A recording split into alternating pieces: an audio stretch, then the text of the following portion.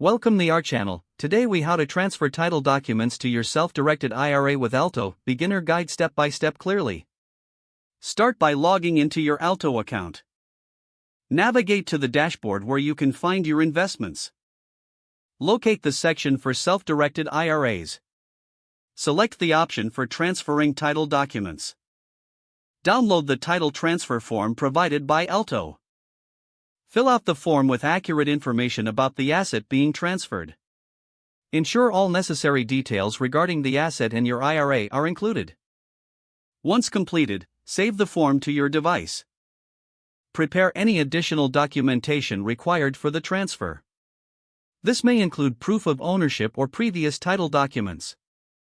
Go back to your Alto dashboard. Find the Upload section for title documents. Upload the completed title transfer form and any additional documents. Double-check all uploaded files for accuracy and completeness. Submit the document package for processing. You will receive a confirmation email once the submission is successful. Monitor your email for any updates or requests for further information. Alto will process your request typically within a few business days. Review your account to confirm that the title documents have been successfully transferred.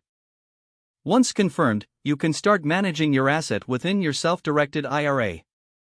That completes the process of transferring title documents to your self-directed IRA with Alto. If the page does not load, refresh the browser or try again in a private or incognito window. Make sure you are using the correct email address, then retype it carefully to avoid small typos. If your password is not accepted, use the reset option and create a new strong password you can remember. Check your spam folder for verification or security emails, then complete any requested confirmation steps. Enable two-factor authentication if available to improve account security and reduce unauthorized access risk. After signing in, review your profile details so your contact information and settings are accurate and current. If you see an error message, note it down and try again after restarting your device and internet connection. Don't forget to like this video and subscribe to our channel for more step-by-step tech guides.